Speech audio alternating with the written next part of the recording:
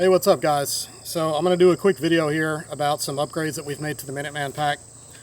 Excuse the noise in the background, we've got some construction going on, so if it's noisy, I'm sorry about that, and I'm going to try to make it through this video because it is hot. You might see some of the humidity on the lens here, but basically I just want to run down through some quick features of this pack that we upgraded since the last initial version. This will be the final version of the Minuteman pack. So I'm going to go over, they're not very significant changes, but they are, in a sense. They were very minor, but important changes. So we listen to the feedback of our customers. You know, you guys give us feedback, you tell us, hey, what if I want to wear this with body armor? You know, mesh is not going to do so well as far as wearing it on body armor, rubbing against your body armor all day. You know, other things. What if you're wearing a rifle sling over your shoulder while you're carrying your pack hunting or something, or on patrol? Over time, that can rub on the top of your shoulder pad here and wear down the Cordura fabric. So we've taken little, you know, minor steps, very specific attention to detail on certain features of the pack to make it better in those regards. You know, we built the Minuteman pack, guys, first of all, on the concept of having a scalable pack that you could basically scale up into a small rucksack, right? So it starts at 32 liters. We're going to have some side pouches coming out. We have a top lid that we're already designing. Obviously, you can add the kangaroo mag inserts, pocket pouch here, any sort of other pouches on the front that use PALS MOLLE webbing. We have laser cut MOLLE reinforced all over the bag, on the bottom still. Bar tacked points all over the pack and certain lashing points where you can attach our versatile lashing straps. We added some heavy duty lashing points here. I'll try to hold it close to the camera here so you can see it on the bottom and on the front of the pack.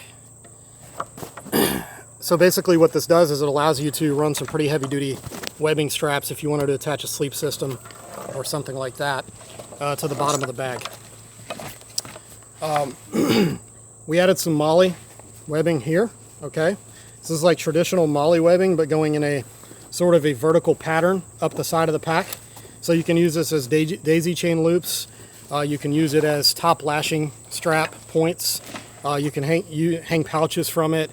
Pretty much whatever you want to do. So we did it in this configuration, so we kind of wrap around the sides and attach underneath the side panels of the pack. So you can get very creative. We like to run bungee cord through it, and you know, you can strap down jackets, things like that on the pack. Going to the shoulder pads, so we added 2-inch webbing going under the panel here, reinforced and stitched up the front of the shoulder pad, okay, the shoulder strap, as you can see here. Now, what this does is, first of all, if you are carrying a sling and it's rubbing on your shoulder, it's not going to wear down the fabric. This is heavy duty stuff. This is 17337 mil-spec, I believe, type webbing, and it goes all the way into the pack. Now, a lot of pack makers, you know, especially with smaller EDC packs and things like that, this is kind of a mid-size pack, but we still wanted to reinforce this with the same principles as a rucksack, right? So what we've done is we've taken the fabric and we've reinforced it with a box X stitch with 2 layers of the mil-spec 2-inch webbing, and it goes down into the pack in a V pattern behind the back panel here, and it connects down to the waist belt that's stitched into the bag going across the bottom of the pack, and it goes down both sides like this in a V pattern. So what this does, it does a much better job of transferring the load paired with our internal frame sheet with 2 aluminum stays that are running behind the stovepipes here. And as you can see, there's a slight curvature to fit the contour of your back. You can remove the frame sheet and you can bend this to your liking, you know, to your body type. So it makes the pack very comfortable. But yeah, we've run the 2-inch webbing down and connected it and reinforced it to the waist strap here. That way it transfers the load and basically makes this pack pretty much bulletproof, guys. I mean, you can throw whatever you want in this pack, weight-wise, probably not going to have a problem. We've carried over 40 pounds in the pack with no issues. But what this is going to basically do is make it to where you can pretty much haul a rucksack type load on your back. Now, obviously, you don't want to go throwing, 80 to 100 pounds in this thing. If you're carrying that much weight in a pack like this size, first of all, you're not going to be able to fit that much in there, most likely. And if you are, you should probably go with a bigger pack. But nevertheless, the pack is built tough, and it's built to withstand some serious load hauling capabilities. So another change we made was, instead of using 1-inch connection points for the waist strap, we are now using 2-inch webbing that comes across as stitched under. These are removable waist straps, and they're connected by a 2-inch heavy-duty tri-glide, and they are adjustable. So we've also slimmed down the waist belt and the padding. We've made it thicker. We're going with a 1/2-inch thick padding on the shoulder harness and the waist belt. But what we've done is we've kind of slimmed down on the width of it, and we've also added vertical and horizontal MOLLE, laser cut MOLLE, on the waist strap here. Now, what this allows you to do is, obviously, you can hang a strap, or a pouch. Or a holster vertically or horizontally. You can carry a knife horizontally, horizontal smaller pouches, whatever you want to do. Get creative with it. That was the intention of this pack. We've also added some curvature. It hugs the hips a lot better. We've added a couple more inches of length to it, so it really conforms to the body very nicely.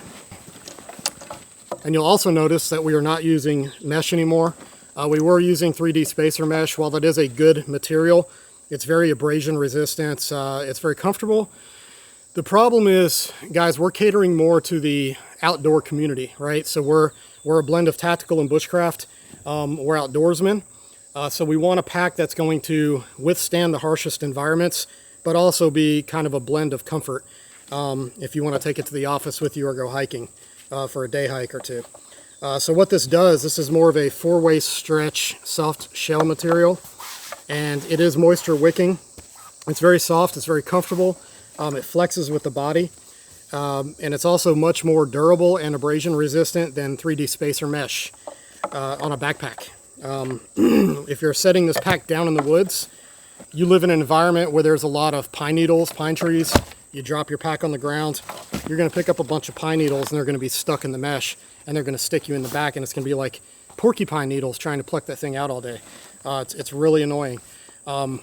So, we like mesh. Mesh has a purpose. We use it on our kit bag, our chest rig kit bag, but you're not going to be taking that thing off and dropping it on the ground, every couple hours while you're hiking in the woods.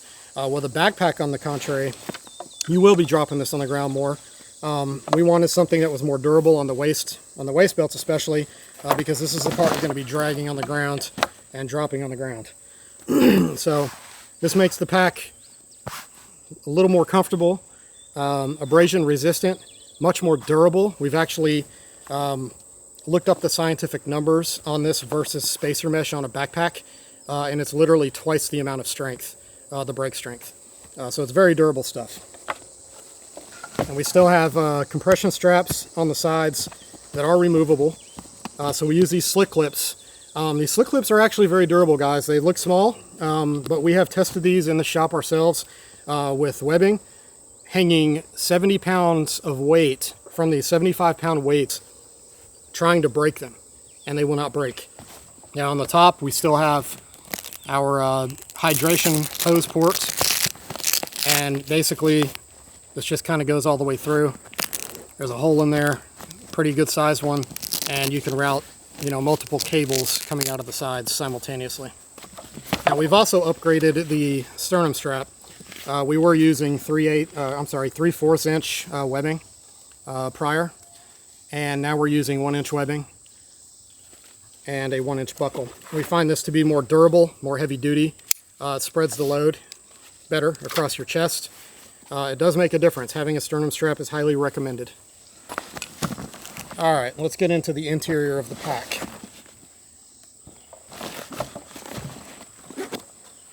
So we have made a few minor upgrades to the interior of the pack.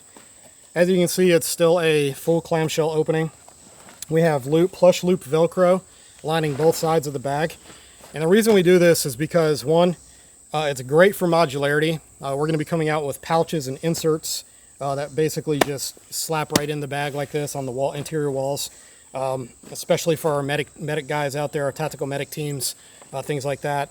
And it just allows you to configure the bag how you want to. Hikers out there, EDC guys, bushcraft guys, you throw your pouches in here. You can change and swap out the load within seconds, literally. You know, if you're going to do one mission, then you're going to the next. You don't want to sit there playing with your bag for an hour trying to take all your supplies out and put them in different pouches and things like that. So that was the philosophy behind that. Not a new concept generally, but it's a good one. Now what we did add was an opening port up here, and this is for your hydration bladder, and it's a little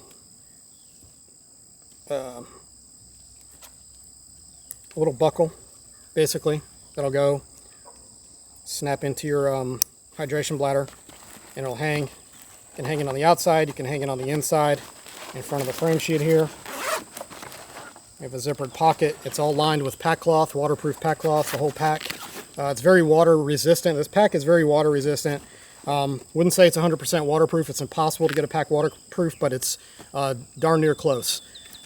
You're always going to have the slight issue of water getting in at the seams over long periods of time in the rain. That's with any backpack on the market. We always recommend a rain fly still to, especially if you're wanting to protect more sensitive items like electronics. But for the most part, this pack is very, very water resistant, and it's all lined with that pack cloth material. So you can actually pull the frame sheet out of the bag. You can run it slicker, without the frame sheet if you just want the foam against your back. Takes a little pack discipline to do that, but you guys know what you're doing. We still have our interior pockets here. These do carry 32-ounce Nalgene bottles. We have tested that, so they work just fine.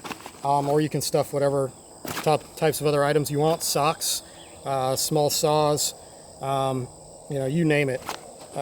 Extra magazines you can throw in there. Probably stack like, 4 of them on each one deep. A lot of different possibilities here.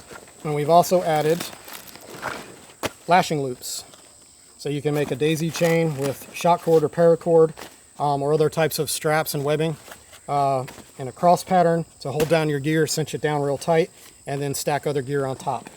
We felt that was a very minor but important feature that a lot of packs lack today.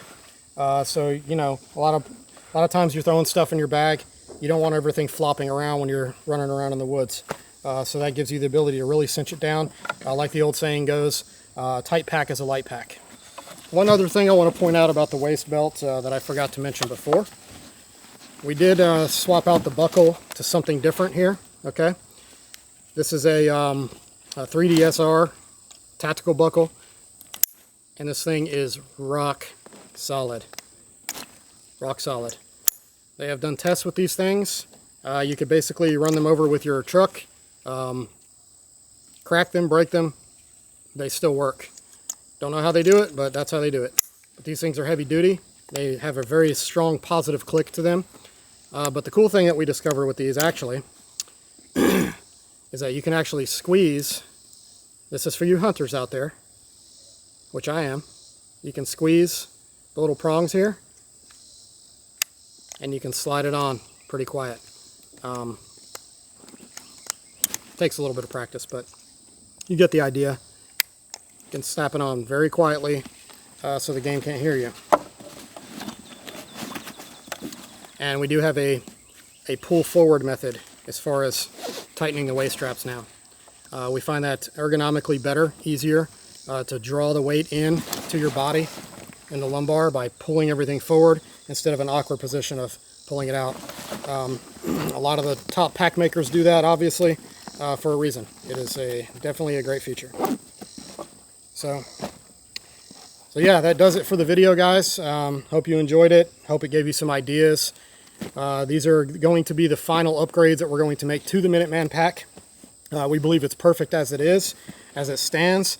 So we're going to move on to other gear and accessories for this pack. and hopefully this pack will be one of our staple products for FullTang Tactical. So we'll see you guys next time. Thanks again.